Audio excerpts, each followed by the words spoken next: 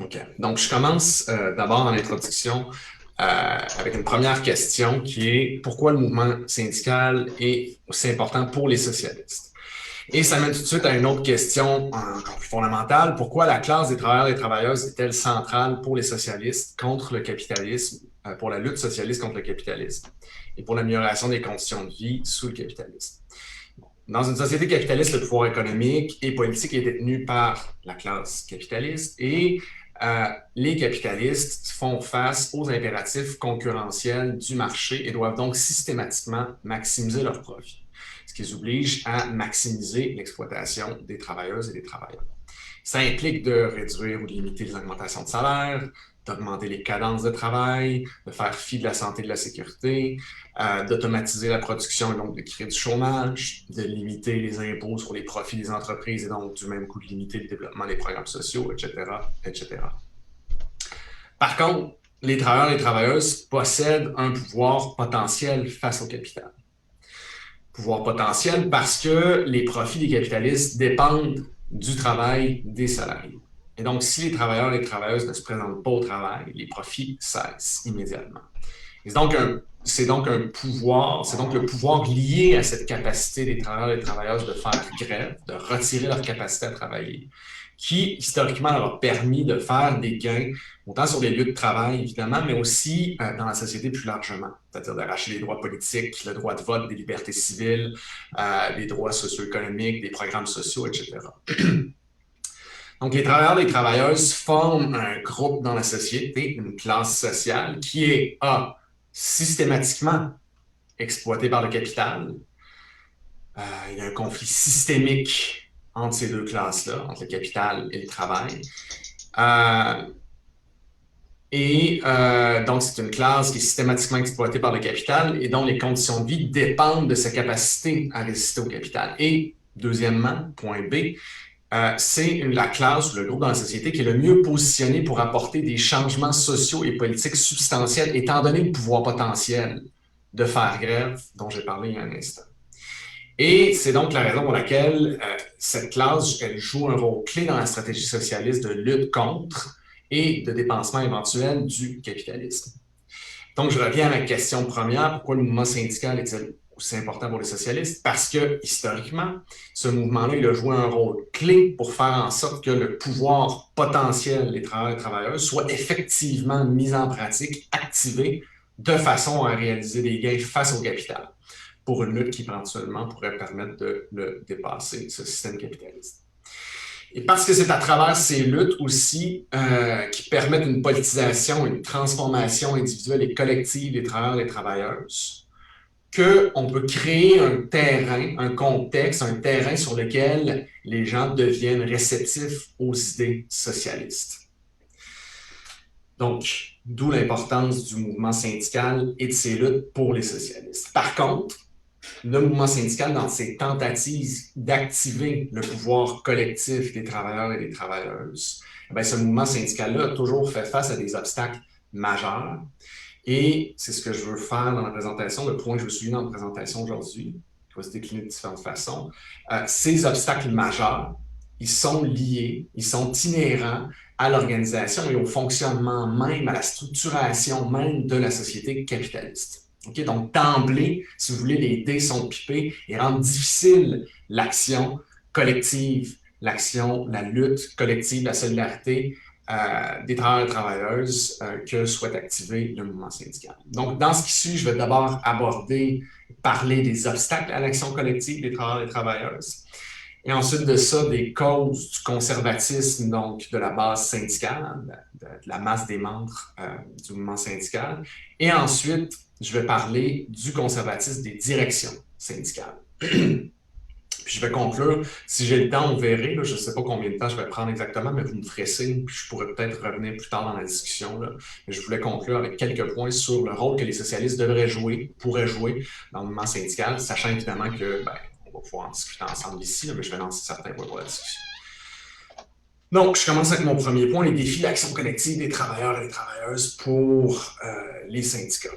Je souligne d'abord que certains aspects de la structure ou de l'organisation capitaliste de la société et de l'économie peuvent servir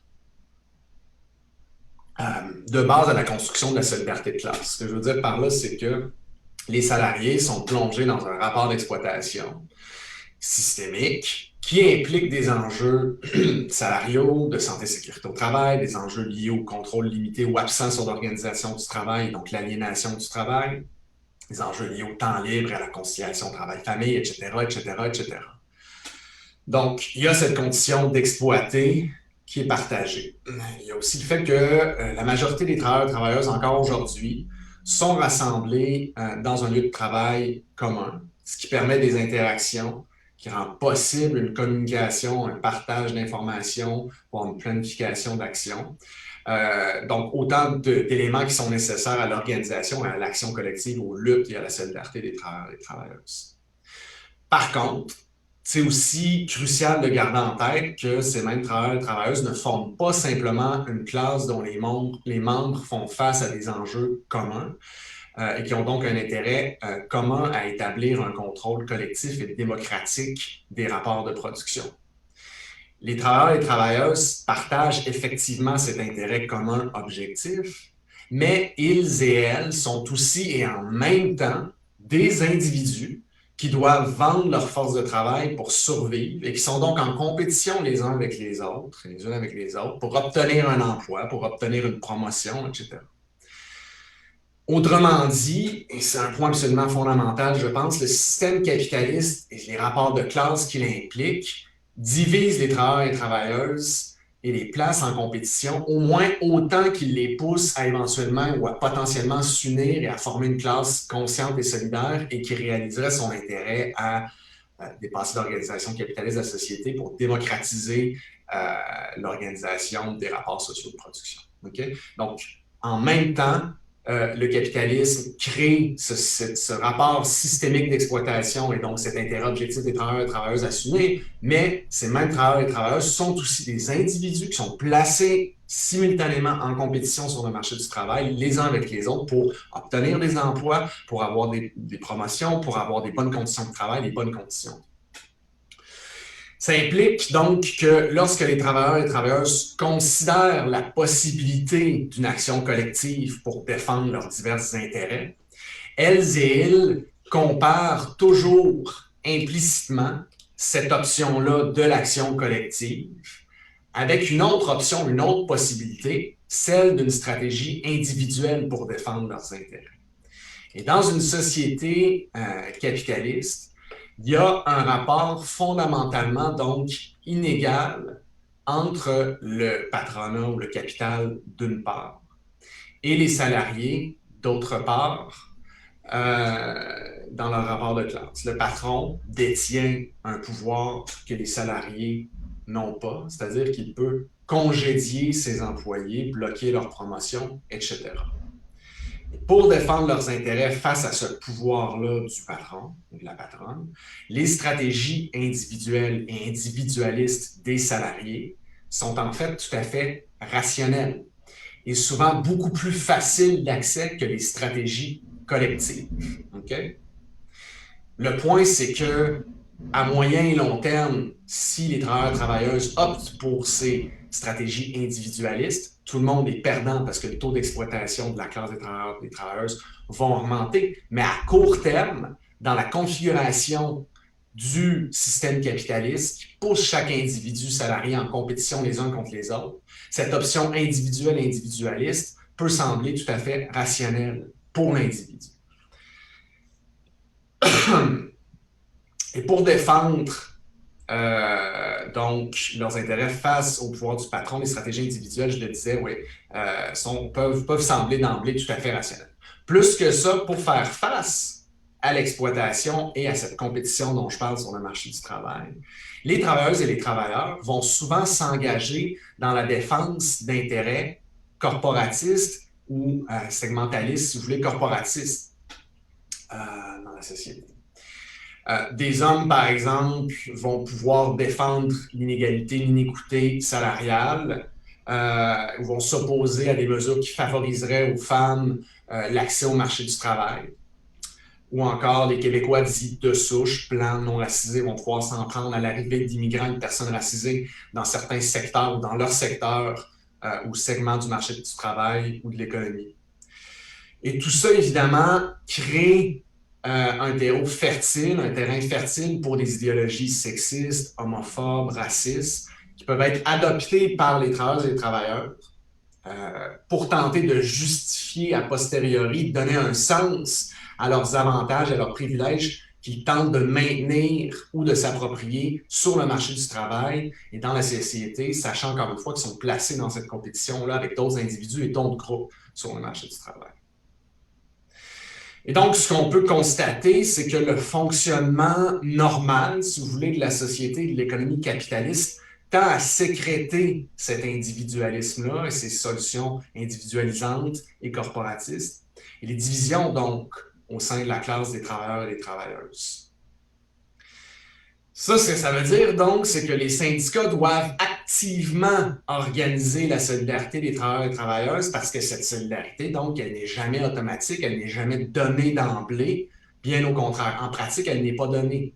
Encore une fois, il y a un intérêt objectif pour les travailleurs et travailleuses et collectif à dépasser le capitalisme. Il n'y a pas de doute, il y a un rapport d'exploitation systémique. Et donc, améliorer la condition de vie de façon substantielle des gens, ça implique de confronter le pouvoir du capital collectivement et de dépasser le capitalisme. Il n'y a pas de doute là-dessus. Mais d'emblée, cette solidarité de classe, elle ne sera jamais donnée objectivement dans la société capitaliste, qui tend au contraire à sécréter des divisions et des solutions individualistes et individualisantes. Et donc, les syndicats font face à des obstacles majeurs dans leur tentative d'articulation de l'intérêt de classe des travailleurs et des travailleuses. Bon, tout d'abord, j'ai dit tout à l'heure que le capitalisme rassemble donc les travailleurs et les travailleuses sur des lieux de travail. Mais justement, c'est d'abord l'entreprise, c'est d'abord le capital, les dirigeants des entreprises qui organisent les travailleurs et les travailleuses. On embauche les travailleurs et les travailleuses, on les rassemble en tant qu'individus de façon à servir les buts qui sont propres et les intérêts qui sont propres au capital et aux dirigeants des entreprises. Okay? D'emblée, c'est donc le capital qui rassemble et qui organise les travailleurs et les travailleuses, les salariés, en les embauchant, puis en les rassemblant et en les organisant sur le lieu de travail, de façon à défendre les intérêts et les objectifs du capital. Et donc, le syndicat ne doit donc pas simplement organiser les salariés, ce qui est déjà une épreuve importante, mais en fait, le syndicat, réorganiser les salariés sur le lieu de travail, doit réorganiser les travailleurs et les travailleuses sur un lieu de travail donné, sur la base d'intérêts distincts et opposés à ceux de l'entreprise et de ses dirigeants qui, au départ, avaient rassemblé et organisé les travailleurs et les travailleuses. Pour le dire de façon très simple, quand je me fais embaucher dans une entreprise, donc mon objectif premier, quand je me fais embaucher par un employeur, mon objectif premier, c'est de toucher le salaire que cette personne-là va me verser en échange de ma capacité à travailler.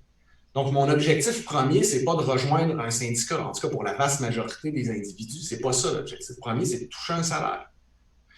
Le syndicat se présente dans l'équation a posteriori, plus tard, et fait face à donc un important défi de réorganisation, encore une fois, des salariés sur la base d'une logique qui est opposée aux intérêts de l'entreprise qui, au départ, m'avait donné mon emploi.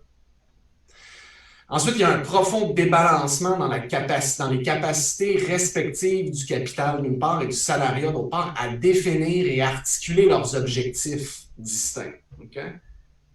La capacité à réfléchir et à articuler nos objectifs distincts, ça découle d'une logique vraiment différente de la part du capital, d'une part, et de la part du salariat et des travailleurs et travailleuses, d'autre part.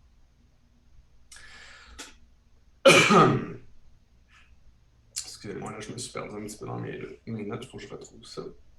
Ouais. Le capital, donc je disais, il y a des logiques, il y a des capacités à articuler des intérêts là, qui sont distincts.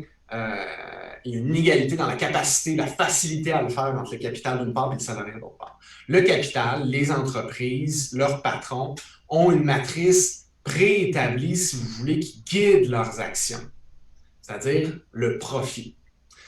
Toutes les stratégies et toutes les tactiques sont orientées du côté du capital, du côté du patronat. Toutes les stratégies, toutes les tactiques sont orientées par le principe élémentaire, par la logique abstraite du profit.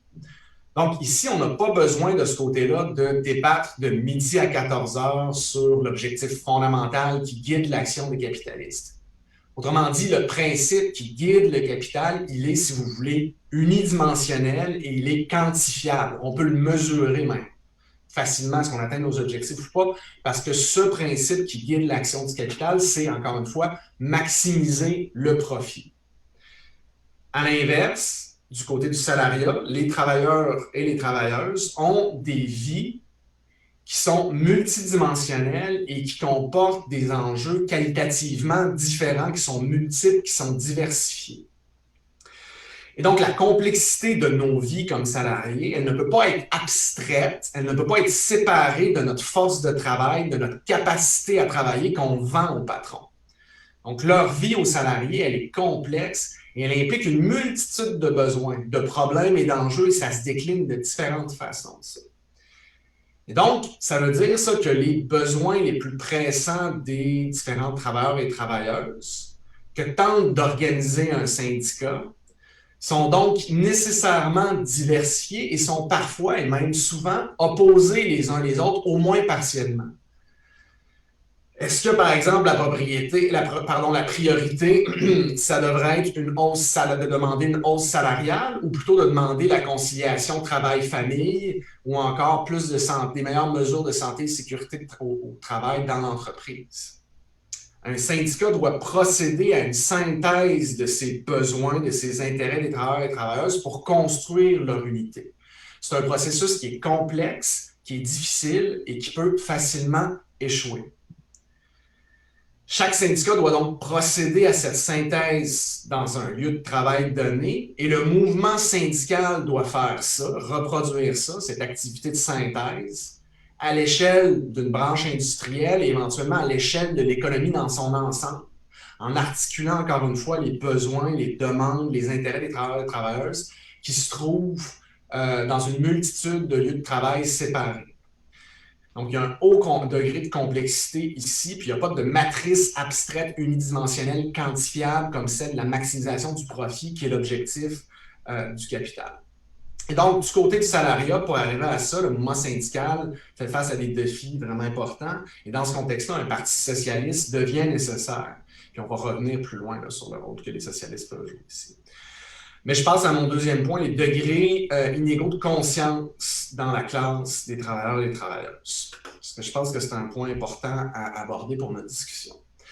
Malgré les obstacles à la solidarité et à l'action collective et syndicale, l'effet combiné du conflit systémique qui existe entre le capital et le travail, d'une part, l'effet combiné donc du conflit systémique qui existe, qui est indépassable sur le capitalisme, entre le capital et le travail, d'une part, et effet combiné avec aussi un travail actif et conscient d'organisation et de mobilisation par des militants et des militantes, d'autre part, ça a permis ça, cette combinaison-là, historiquement, non seulement la formation du mouvement syndical, mais aussi des vagues de grève parfois très importantes.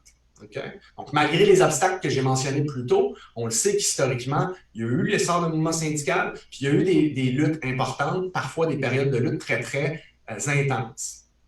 Et en fait, c'est à travers ce processus de lutte que se développe la conscience, la solidarité et l'organisation de classe des travailleuses et des travailleurs. Parce qu'en luttant pour transformer les rapports sociaux, les travailleurs et les travailleuses se transforment aussi, eux et elles-mêmes, et se politisent.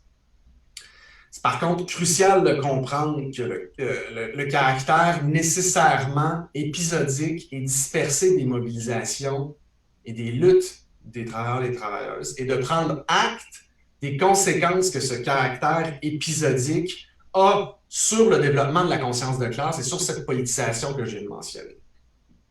Le caractère épisodique des luttes. Okay. Pourquoi nécessairement épisodique des luttes? Pourquoi un caractère nécessairement épisodique? Parce que les travailleurs et les travailleuses ne peuvent évidemment pas, tant qu'on reste sous le capitalisme, ne peuvent pas toujours et constamment être en lutte, être mobilisés dans des grèves, des manifs, etc. Pourquoi? Parce que ce sont des salariés qui sont dépossédés des moyens de production et de subsistance et qui doivent éventuellement retourner travailler pour subvenir à leurs besoins. À moins, évidemment, qu'on entre dans une phase révolutionnaire, puis là, ben, la donne change fondamentalement. Mais tant qu'on reste dans un système capitaliste, ce sont des salariés, ce sont des gens dépossédés, des moyens de production de substances, et éventuellement, ils doivent retourner travailler. Ils ne peuvent pas être en lutte constamment. Et donc, en temps normal, donc ça fait en sorte qu'on a un caractère épisodique et dispersé des luttes nécessairement. Et donc, en temps normal, ce caractère épisodique, discontinu et non simultané des luttes menées par la classe des travailleurs et travailleuses de façon inégale au sein de cette classe-là, dans le temps et dans l'espace, mais ça crée nécessairement des disparités importantes dans les niveaux de conscience et de solidarité et d'organisation au sein de cette classe sociale-là, que forment les salariés. Maintenant, après un épisode de lutte ou entre des périodes de lutte, après donc un épisode d'action collective, la masse des travailleurs et des travailleuses, pour les raisons que j'ai évoquées, tend à retourner au travail et à retourner dans sa vie privée avec un niveau de conscience et de solidarité plus ou moins bonifié par la lutte, mais on retourne dans cette sphère-là privée.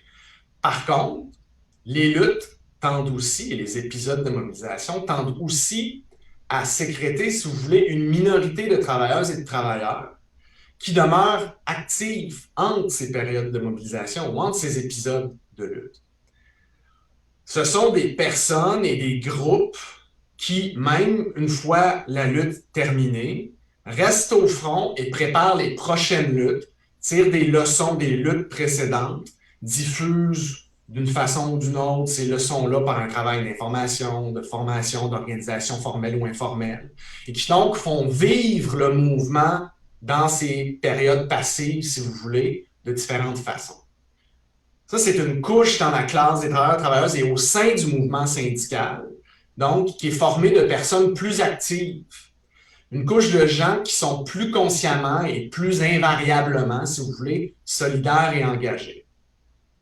Il y a une partie de cette couche-là qui rassemble les militants et les militantes à la base du mouvement syndical, qui sont actifs dans les organisations syndicales de différentes façons. Et c'est ce qu'on va appeler, donc, ici pour la discussion, la minorité militante au sein de la classe des travailleurs et des travailleuses. Mais il y a aussi une partie de cette couche-là de salariés qui demeure actifs entre les périodes de lutte dont je vous parle, qui va prendre en charge l'administration et la direction des syndicats, des organisations et des partis du mouvement et de la classe des travailleurs et des travailleuses. Et ces personnes-là vont s'assurer donc de prendre en charge l'organisation formelle et l'institutionnalisation des organisations syndicales et des organisations de la classe des travailleurs et des travailleuses. Ce sont les dirigeants syndicaux, ce sont donc les élus au sommet des organisations des centrales syndicales, par exemple, et les employés permanents des organisations syndicales. Donc, pour résumer ce deuxième point-là, on a finalement une masse de salariés plus ou moins solidaires, avec des niveaux de conscience inégales, et qui tend, entre les épisodes de lutte, à retourner au travail, à se retrancher dans la sphère privée, non militante entre les luttes, d'une part. Ensuite de ça, on a, deuxièmement, une minorité militante qui est formée, si vous voulez, de 5 militants et militantes, parfois qui sont des élus locaux aussi, soit sur l'exécutif ou différents comités, parfois qui sont simplement militants, militantes dans l'organisation, qui préservent cette mémoire des luttes passées et s'activent de façon plus ou moins inégale à préparer les prochaines luttes. Okay? Donc, deuxième élément, la minorité militante. Et troisième élément, on a une couche dirigeante formée d'élus au sommet des organisations, des grands syndicats, des centrales, etc., et d'employés permanents ou de conseillers syndicaux au sommet des organisations et des mouvements, et du mouvement syndical. Donc, avec ça en tête, je passe maintenant à l'analyse du conservatisme des directions et des organisations syndicales. Okay? Donc, troisième point, le conservatisme des organisations et des directions syndicales. L'obtention du droit à la négociation collective et les périodes de formation et de massification des organisations syndicales, historiquement, ça s'est toujours fait par l'entremise de luttes de masse perturbatrices et souvent illégales de différentes façons. Ça a été le cas dans les années 30 et les années 40 avec la formation du mouvement syndical industriel. Ça a été le cas encore une fois dans les années 60 et 70 avec la montée du syndicalisme du secteur public, notamment. Et donc, on a, si vous voulez, dans la formation de ce mouvement syndical, une première étape où, encore une fois, il y a des mobilisations de masse perturbatrices pour l'obtention de la reconnaissance syndicale par le capital et par l'État, avec un cadre juridique qui va être instauré pour reconnaître ce mouvement-là. Mais donc, au départ, ça se fait encore une fois à travers des actions de masse perturbatrices qui impliquent toutes sortes d'actions de désobéissance civile, d'actions illégales, etc. Cette étape, elle est marquée par une faible bureaucratie, bien souvent, et une forte dose de démocratie participative et d'engagement multiforme des membres à la base. Mais dans une étape ultérieure, l'organisation syndicale va chercher donc à négocier avec l'État et le capital dans le nouveau cadre juridique qui a été établi et va s'engager donc dans une négociation avec l'employeur pour faire des gains. Et ce processus-là, il va impliquer la recherche et l'obtention d'une certaine légitimité auprès du patronat, auprès de l'adversaire. Et ça implique de contrôler et parfois de limiter la mobilisation des membres, de façon à laisser la chance à la négociation de se faire. Les directions syndicales, maintenant reconnues ou qui essaient toujours de se faire reconnaître par le patronat et par l'État, va vouloir contrôler la mobilisation de la base pour laisser la chance, entre guillemets, à la négociation.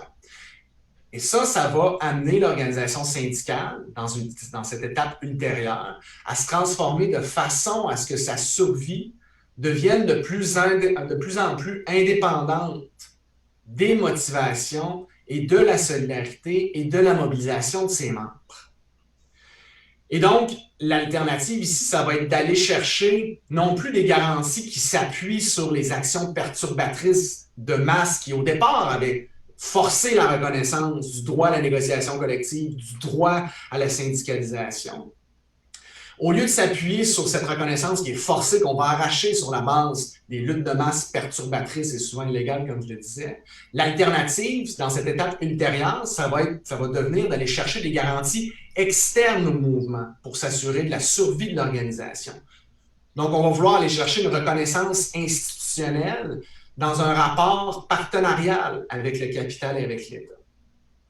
Et parallèlement, pour arriver à ça, à aller chercher cette reconnaissance externe des adversaires, on va opérer une transformation interne au mouvement syndical et aux organisations syndicales de façon à tendanciellement isoler les dirigeants des organisations syndicales du contrôle démocratique et de la mobilisation de la base du mouvement syndical. Et c'est aussi donc à cette étape-là ultérieure qu'il va y avoir une tendance à la professionnalisation, à la judiciarisation, à la bureaucratisation de l'action et de l'organisation syndicale. Et du même coup, une tendance à l'individualisation, à l'atomisation du membership qui va être beaucoup moins appelé à participer. Maintenant, cette évolution tendancielle du mouvement syndical, elle s'explique fondamentalement, je pense, par la position contradictoire des élus et des leaders syndicaux. Parce que les élus et les leaders syndicaux et les conseillers syndicaux qui travaillent sous les ordres des dirigeants des grands syndicats, des grandes centrales, etc. Donc, je répète, ces élus, ces leaders syndicaux, ils et elles jouent un rôle de négociation et sont coincés entre, d'une part, les demandes des employeurs et du capital, et les employeurs, les entreprises font face à des impératifs concurrentiels du marché. Donc, d'une part, les élus sont confrontés à ces demandes-là, et d'autre part, sont confrontés aux besoins et aux demandes de leurs membres.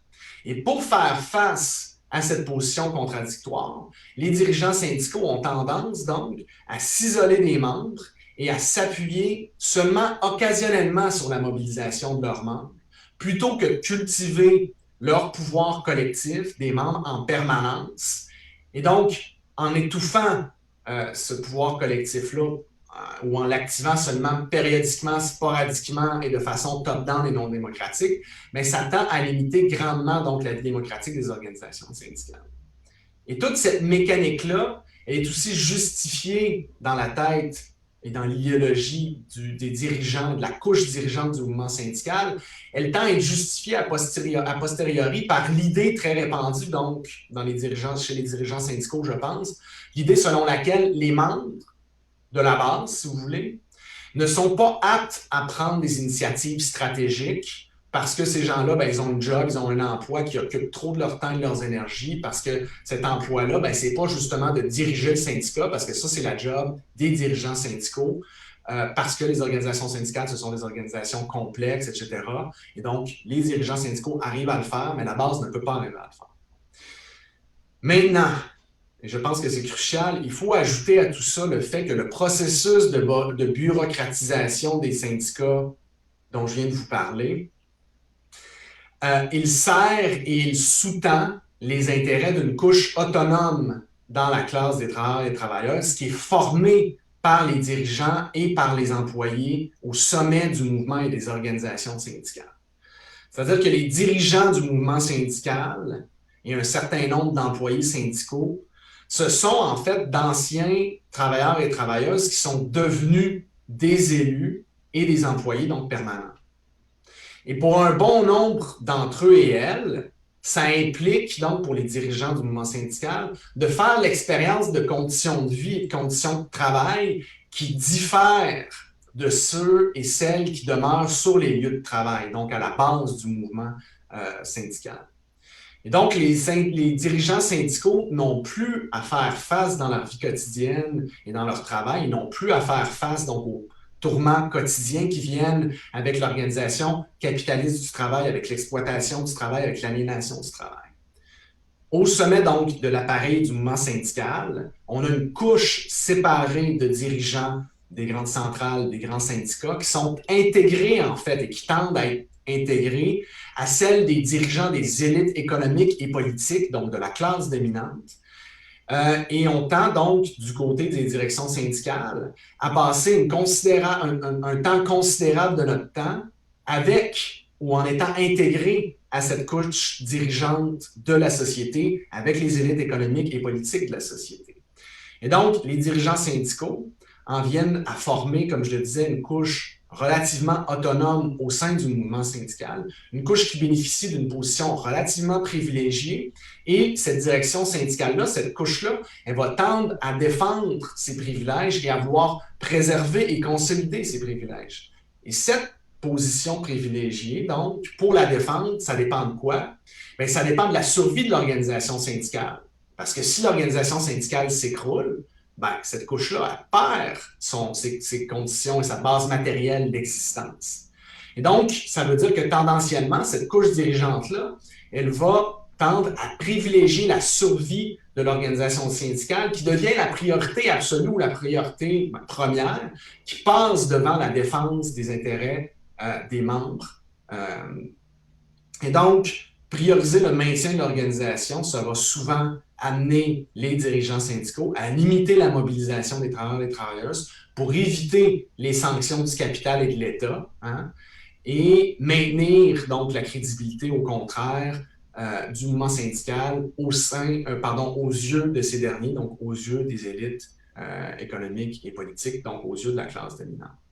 Et ceci donc implique nécessairement ensuite de limiter la démocratie interne du mouvement qui pourrait nuire à la crédibilité et qui pourrait éventuellement permettre des mobilisations qui mineraient la possibilité de reproduction des organisations syndicales, qui est la base matérielle de cette couche formée au sommet du mouvement syndical. Alors, maintenant, quel peut être le rôle des socialistes dans le mouvement syndical face, d'une part, aux obstacles à la mobilisation et à la solidarité de la base syndicale que j'ai mentionné en première partie, d'une part, et ensuite de ça, face aux tendances conservatrices des directions syndicales, d'autre part. Je vais conclure avec quelques points rapides là-dessus. Okay? Donc, c'est mon dernier point, le rôle des socialistes dans le mouvement syndical. Juste certaines idées ici que je vais partager avec vous là, pour base de discussion. Je pense qu'on doit d'abord insister sur une idée forte de l'organisatrice syndicale Jane McAlevey, qu'elle n'arrête pas de répéter, et cette idée, c'est en anglais « there is no shortcut ». En français, il n'y a pas de raccourci. il n'y a pas de raccourci. Okay? On peut gagner, on peut s'organiser, on peut faire des gains, mais il n'y aura pas de raccourci pour arriver à faire ça. Qu'est-ce que ça veut dire? Ça veut dire qu'on fait face aujourd'hui à au moins 4 décennies de défaite néolibérale du mouvement ouvrier, du mouvement syndical. Et donc, il faut prendre acte de ça. Il faut reconstruire la classe des travailleurs et travailleuses, sa solidarité, sa combativité. Et ça représente ça, un travail qui va s'étirer sur plusieurs années et même probablement, en fait, sur plusieurs décennies. Okay? On a du pain sur la planche, finalement. Je mentionne aussi rapidement que McAlevey, elle identifie 3 types de militantisme. Et je pense que cette typologie des militantistes qu'elle nous propose, elle est très utile, en fait. Elle nous dit, d'abord, il y a un premier type de militantisme qu'elle qualifie, c'est en anglais, ça se traduit mal, je veux dire en anglais, c'est advocacy. Advocacy, en français, c'est la promotion d'une cause politique ou d'une cause sociale. Okay? Publiciser une cause sociale ou politique. Advocacy. Et donc, il s'agit ici de sensibiliser les élites politiques et ou le grand public à une cause donnée. Et ça implique souvent des efforts de lobbying, de campagnes de communication, etc. Okay? Ça, c'est le premier militantisme qu'elle identifie, l'advocacy. Le deuxième, elle l'appelle la mobilisation, la mobilisation. Mais pour elle, ce que ça veut dire dans son cadre d'analyse, la mobilisation, ça implique donc la mobilisation et l'activation des membres de l'organisation syndicale, mais par ses dirigeants, de façon top-down, de façon descendante. Et le plus souvent, ça mène donc, dans le cadre de ce qu'elle appelle la mobilisation, dans sa définition à elle, ça mène à une participation qui implique quasi exclusivement les militants, militantes qui sont déjà convaincus, en fait. Mais il n'y a pas un travail de participation massive, active de la base à travers un processus d'auto-action, d'auto-activation démocratique là, de combativité de la base. Les 2 premiers éléments, donc, advocacy et mobilisation. Le troisième, c'est ce qu'elle appelle l'organisation ou le deep organizing, l'organisation en profondeur. Et ça vise à créer et à développer l'organisation et le pouvoir permanent des membres. Et ça implique l'activation d'une majorité des membres de la base, pas simplement une minorité qui est déjà convaincue du bien fondé du syndicat. Et on parle ici d'un travail d'organisation donc en profondeur qui permet un processus démocratique d'auto-activité, de contrôle, un mouvement qui est contrôlé par les membres, eux et elles-mêmes, les membres de la base. Et donc, le travail d'organisation, c'est le troisième élément que je viens de présenter et c'est ce qui est privilégié par McAlevey. Le travail d'organisation implique toujours nécessairement une capacité de réflexion stratégique, collective et démocratique. Et la réflexion stratégique, ça implique donc de fixer des objectifs et des moyens et des étapes pour les atteindre. Et de fixer tout ça sur la base d'une évaluation de nos ressources et de celles de nos adversaires. Et si donc on n'a pas une perspective d'organisation en profondeur qui implique une réflexion stratégique qui est basée sur notre compréhension de nos ressources, de nos pouvoirs et de nos faiblesses, et des ressources et des pouvoirs et des faiblesses de l'adversaire, on n'arrivera jamais à organiser ce travail de reconstruction qui va prendre des années, voire plusieurs années, du mouvement syndical et du mouvement ouvrier ou des travailleurs et travailleuses plus largement. Maintenant, les directions syndicales, aujourd'hui, ils tendent fortement à privilégier ce que McAlevey appelle l'advocacy et aussi un peu ce qu'elle appelle la mobilisation top-down non démocratique, l'activation ponctuelle et non démocratique par le sommet de la base. Les socialistes, évidemment, doivent viser plutôt un travail qu'elle qualifierait, elle, d'organisation en profondeur, d'auto-activité démocratique de la base du mouvement. Et pour faire ce travail d'organisation, les socialistes, je pense, doivent travailler à rassembler ce que j'ai appelé plus tôt dans la présentation aujourd'hui, la minorité militante, dont j'ai parlé plus tôt, c'est-à-dire la minorité militante qui tend à rester active entre les périodes de mobilisation, qui n'est pas nécessairement formée de socialistes ou de membres de la gauche, de militants de la gauche radicale. Mais ce sont les gens qui, de multiples façons, avec des degrés de conscience et de politisation plus ou moins développés, restent actifs entre les périodes de mobilisation. Donc, Pour faire ce travail d'organisation, comme je le disais, en profondeur et démocratique d'activation de la base syndicale, les socialistes doivent travailler à rassembler cette minorité militante dont j'ai parlé tout à l'heure. Et c'est important de souligner ici, je pense, que pour faire ce travail-là, les conseillers syndicaux, les employés permanents des différentes organisations syndicales, euh, leur rôle qu'ils peuvent jouer dans le soutien de cette minorité militante pour activer à partir de cette minorité militante un processus d'activation plus large des masses au sein du mouvement syndical. Mais le rôle des conseillers syndicaux et des employés syndicaux, pour faire ça, il est nécessairement limité par le fait que ces conseillers syndicaux, ils sont soumis à la volonté de leur employeur, c'est-à-dire les dirigeants syndicaux. Et donc, les conseillers syndicaux sont nécessairement limités par les tendances conservatrices de cette couche dirigeante du mouvement syndical dont je vous ai parlé tout à l'heure, qui a intérêt à prioriser la reproduction routinière de l'organisation syndicale plutôt qu'à activer un processus démocratique et combatif de la base qui pourrait menacer les conditions de reproduction de l'organisation syndicale. Historiquement, ce sont en fait, dans les différentes vagues d'organisation et de grande combativité du mouvement syndical, ce sont les militants et les militantes de la base, donc des membres de la minorité militante dont je vous parle depuis tout à l'heure, souvent en alliance avec des militants socialistes qui ont fait le travail d'organisation, d'activation de la base et qui ont lancé des luttes, des grandes vagues de lutte, qui ont contribué à mener, à lancer, à organiser des grandes vagues de lutte du mouvement syndical. Et historiquement, donc, le moment premier, c'était, encore une fois, dans les masses, dans les luttes de masse perturbatrices, la minorité militante en alliance avec des militants socialistes ont lancé ce processus d'organisation-là. Et c'est seulement plus tard et de façon, ou a posteriori, si vous voulez, que des conseillers syndicaux ont été embauchés et ont été appelés à intervenir plus systématiquement dans le mouvement.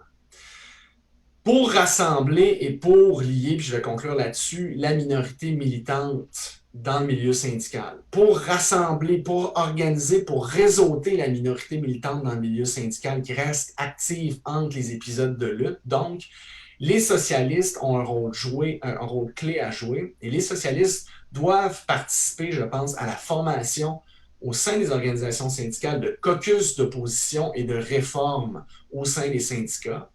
Ils doivent tenter donc de réseauter ces différents caucus et militants qui s'y impliquent dans différents lieux de travail. Donc, on doit faire un travail d'organisation, de caucus, de réforme et d'opposition au sein des différents lieux de travail, au sein des différentes unités d'accréditation locales.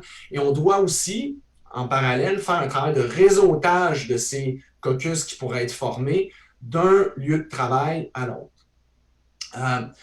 Le rôle des socialistes, donc, c'est de participer au développement d'une perspective, je pense, stratégique qui peut servir de guide à ces efforts organisationnels et aux luttes aussi qui peuvent être menées par ces caucus de réforme et d'opposition au sein des différents syndicats et au sein du mouvement syndical plus largement. Et les socialistes doivent, je pense, le faire, ce travail d'organisation et de réseautage-là, sur la base de leur compréhension de leur analyse du système capitaliste et de sa logique de fonctionnement et de sa logique d'exploitation et de conflit systémique. On doit le faire de façon non sectaire, mais on doit développer et participer au débat stratégique et au travail d'organisation de la minorité militante de façon non sectaire, mais en essayant d'injecter une compréhension et une analyse du système capitaliste et des limites qu'il impose à nos luttes pour pouvoir éventuellement dépasser ces limites-là.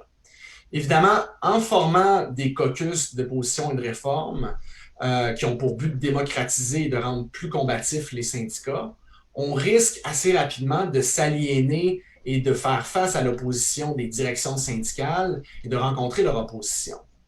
Et face à ce risque-là, je pense que la ligne des socialistes ou la perspective des socialistes dans le mouvement syndical, ça doit être de dire que notre cible réelle et première, c'est le patron, mais qu'on va confronter les directions syndicales s'ils se mettent dans notre ligne de tir alors qu'on essaie de tirer sur le patron. Okay? Qu'on va être appelé à confronter les directions syndicales qui nuisent à ce travail d'organisation-là pour réellement mobiliser de façon démocratique et combative la base face au patronat et au capital. Je vais conclure simplement en disant ici, puis on va en discuter, que c'est loin d'être le cas en ce moment, je pense, mais que le but d'un parti comme Québec solidaire, ça devrait être de faire exactement ce genre de travail d'organisation et de réseautage de la minorité militante dans une perspective socialiste dont je vous ai parlé. Voilà, je vais m'arrêter ici.